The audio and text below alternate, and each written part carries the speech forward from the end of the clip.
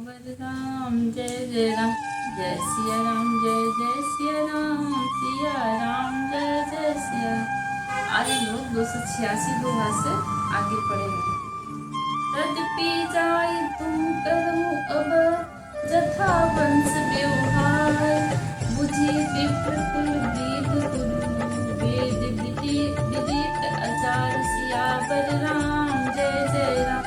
तथापि तुम जाकर अपने कुल का जैसा व्यवहार करो, ब्राह्मणों, कुल के बूढ़ों और गुरुओं से पूछकर वेदों में वर्णित जैसा हो वैसा करो। दूत अवधूत पठहु जाई, आने नृप दशरथ बुलाई, मुदित राव कही भले ही कृपाला, पठे दूत बोलिते ही काला। जाकर अयोध्या को दूत भेजो जो राजा दशरथ को बुला लावे। राजा ने प्रसन्न होकर कहा, हे कृपालु, बहुत अच्छा। और उसी समय दूतों को बुलाकर भेज दिया।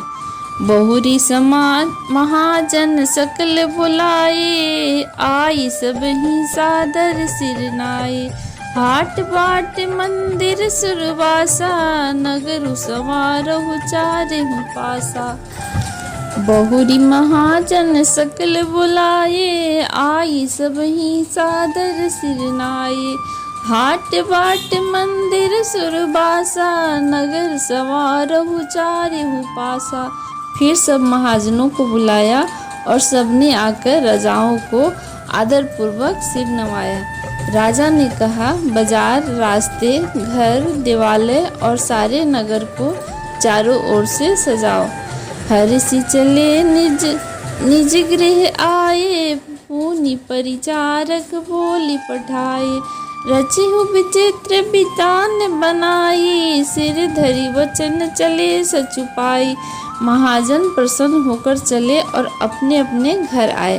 फिर राजा ने नौकरों को बुला भेजा और उन्हें आज्ञा दी कि विचित्र मंडप सजाकर तैयार करो। यह सुनकर वे सब राजा के वचन सिर पर धरकर और सुख पाकर चले। पठे बोली कुनि तिनि नाना, जे बितान विधि कुशल सुजाना, विविध बंदी तिन किन आरंभा, बिरचे कनक कदली के खंभा। उन्होंने अनेक कारीगरों को बुला भेजा जो मंडप बनाने में कुशल और चतुर थे। उन्होंने ब्रह्मा की वंदना करके कार्य आरंभ किया और पहले सोने के केले के खंभे बनाए। जय सिया राम, जय जय सिया राम, सिया राम जय जय सिया राम। हरित मन ही के पत्र फला, बधुम राग के फूल, रचना देख विचित्र अति, मनोविरंच कर फूल भूल। सियावर राम जय जय राम। हरी हरी मनियों यानी पन्ने के पत्ते और फल बनाए और पद्मराग मनियों यानी मानिक के फूल बनाए। मंडप की अत्यंत विचित्र रचना देखकर ब्रह्मा का मन भी भूल गया। बेनु हरित मणि में सब किन्हे, सरल सपरब पर ही नहीं चिन्हे। कनक कलित अहि बेली बनाई, लखी नाई पर ही सपरन सुहाई। बांस सब हरी हरी मनियों यानी पन्ने के सीधे और गांठों से युक्त ऐसे बनाए जो पहचाने नहीं जाते कि मनियों के हैं या साधारण। सोने की सुंदर नागबेली पान की पत्ता बनाई गई जो पत्तों सहित ऐसी मालूम होती थी कि पहचानी नहीं जाती थी। ते ही के रची पची पंधे बनाए, बिच बिच मुक्ता दाम सुहाए। मानिक मरकत पुलिस फिरोजा, चिरी कोरी पची रचे सरोजा।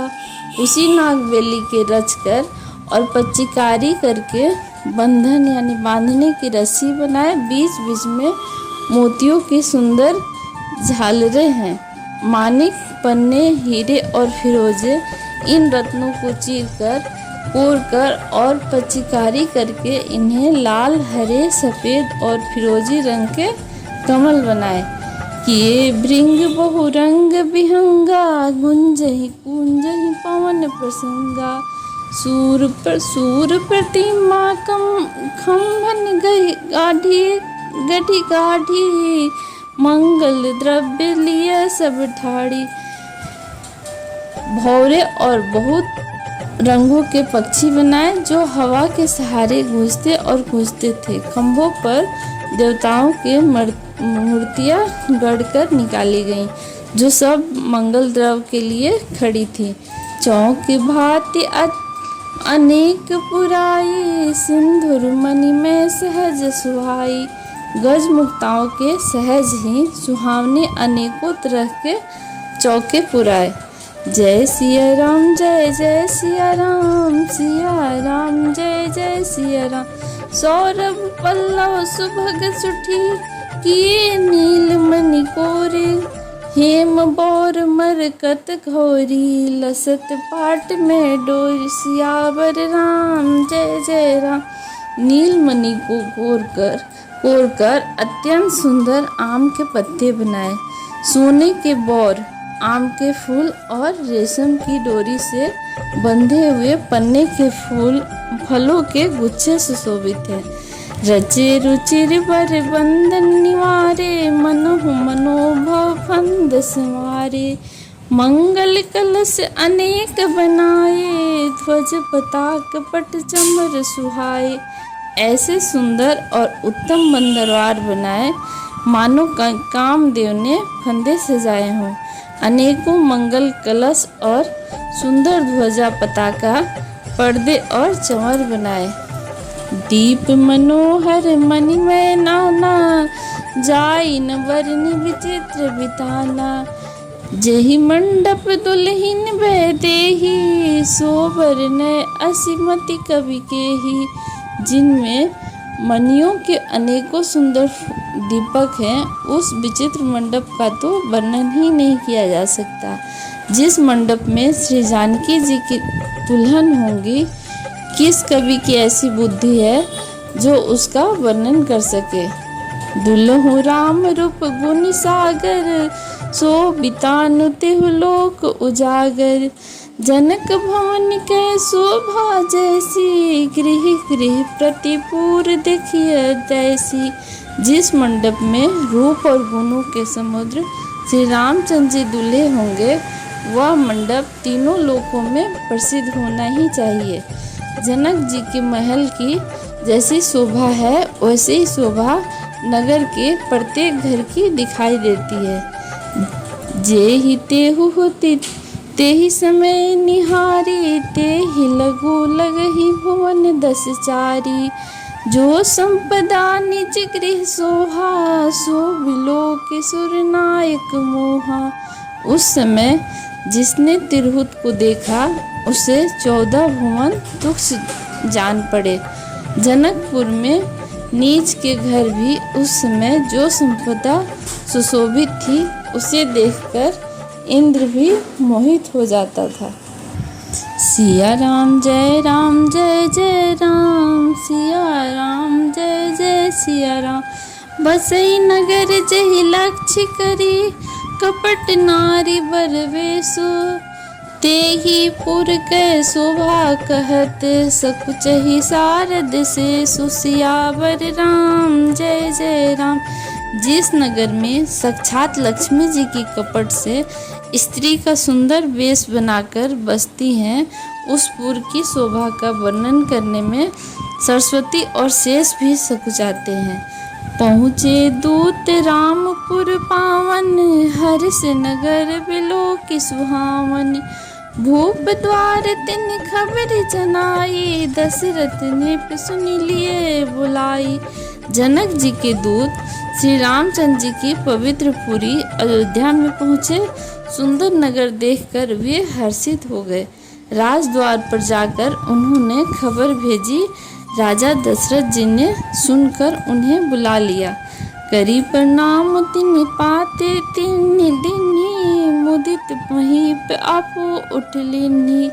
बारी बिलोचन बाँचत पाती, पुलक गात आई भरी छाती। दूतों ने प्रणाम करके चिट्ठी दी। प्रसन्न होकर राजा ने स्वयं उठकर उसे लिया और चिट्ठी बाँचते समय उनके नेत्रों में जल, प्रेम और आनंद के आंसू छा गया। शरीर पुलकित हो गया और छाती भर आई। राम लखन उर कर बर चिट्ठी रही गए, कहत न खाटी मीठी। पुनि धरि धीर पत्रिका बाँची, हर्षि सभा बात सुनि साची। हृदय में राम और लक्ष्मण है, हाथ में सुंदर चिट्ठी है। राजा उसे हाथ में लिए ही रह गए, खट्टी मीठी कुछ भी कह न सके।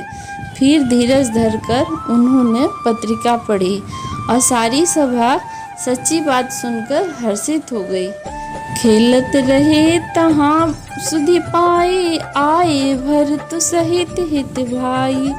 पुछत अति स्नेह सकुचाई, तात कहाँ ते पाती आई।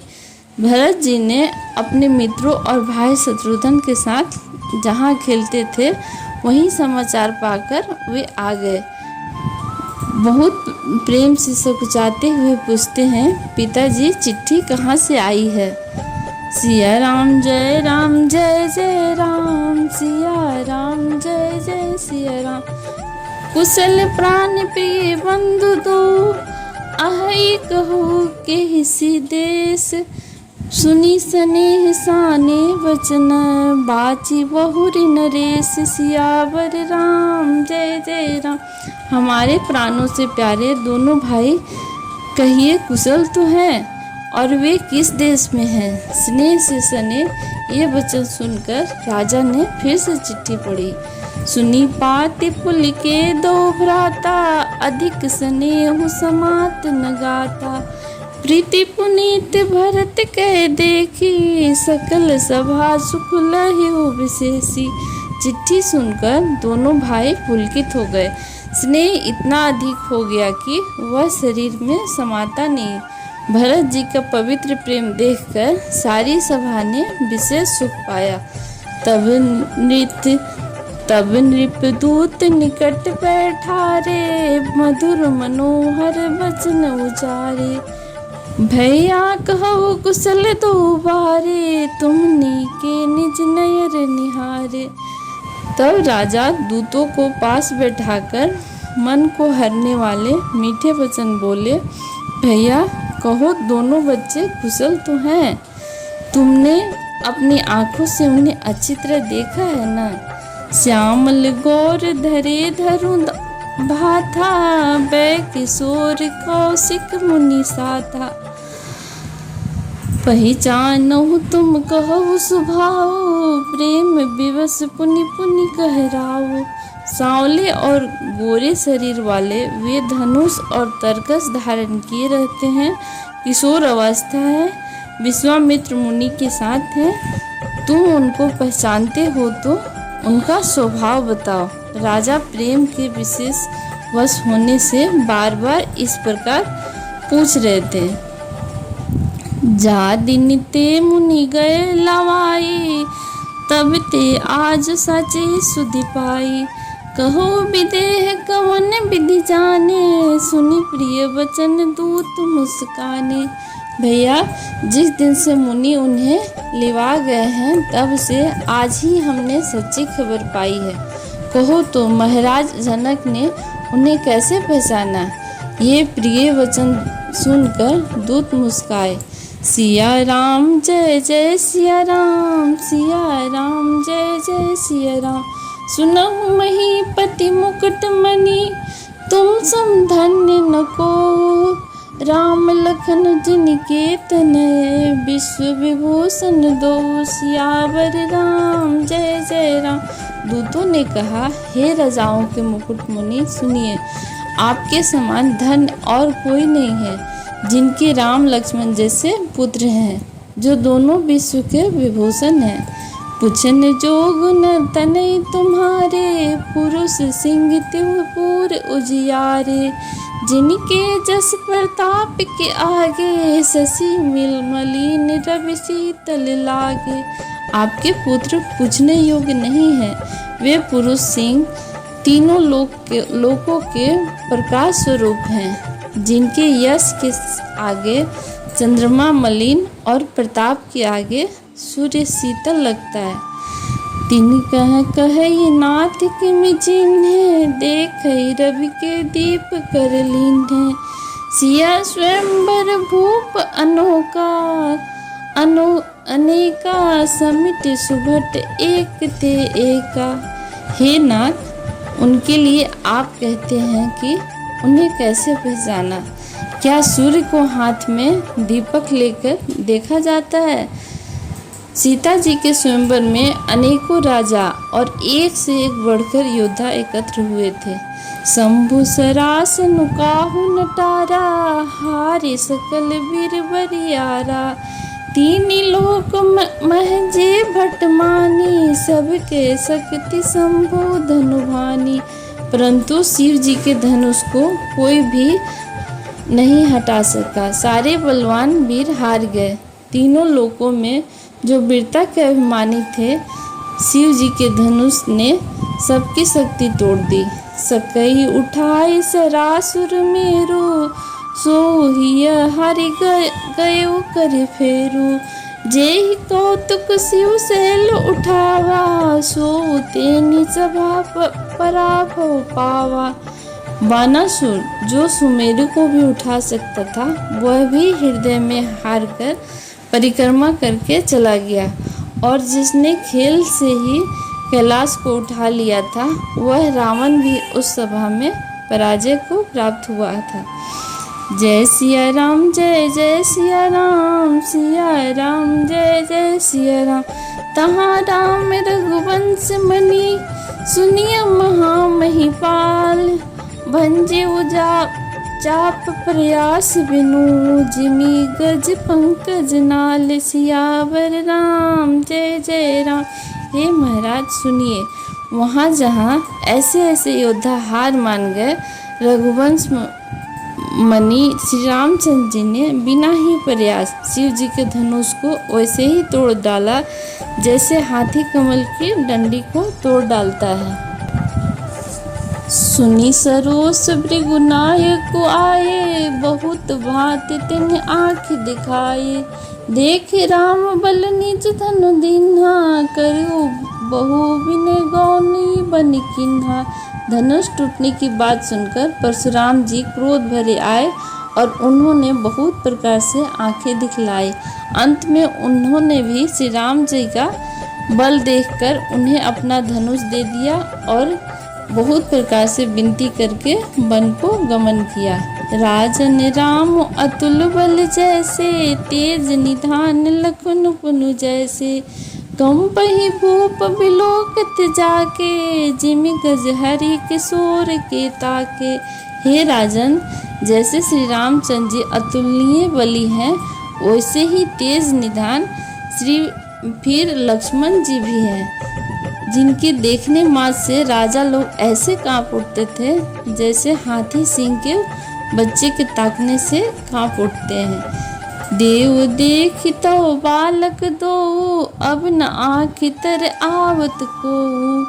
दूत वचन रचना प्रिय लागी, प्रेम प्रताप वीर रस पागी। हे देव, आपके दोनों बालकों को देखने के बाद अब आँखों के नीचे कोई आता ही नहीं, यानी हमारी दृष्टि पर कोई चढ़ता ही नहीं। प्रेम प्रताप और वीर रस में पगी हुई दूतों की वचन रचना सबको बहुत प्रिय लगती है। सभा समेत राउ अनुरागे, दूतन देन निछावरी लागे। कही अनीति ते मुदित काना, धर्म विचार सब हो सुख माना। सभा सहित राजा प्रेम में मग्न हो गए और दूतों को निछावर देने लगे। उन्हें निछावर देते देखकर यह नीति विरुद्ध है ऐसा कहकर दूत अपने हाथों से कान मूंदने लगे। धर्म को विचार कर उनका धर्मयुक्त बर्ताव देखकर सभी ने सुख माना। सिया राम जय जय सिया राम, सिया राम जय जय सिया राम। तब उठी भूप वशिष्ठ कहूँ दिन्ही पत्रिका जाय। कथा सुनाए गुर ही सब सादर दूत बुलाए। सियावर राम जय जय राम। तब राजा ने उठकर वशिष्ठ जी के पास जाकर उन्हें पत्रिका दी और आदर पूर्वक दूतों को बुलाकर सारी कथा गुरुजी को सुना दी। अब आगे की कथा अगले एपिसोड में। दोहा नंबर 293 तक अब तक की कथा आपने सुनी। आगे की कथा सुनने के लिए चैनल को सब्सक्राइब करें। जय सिया राम।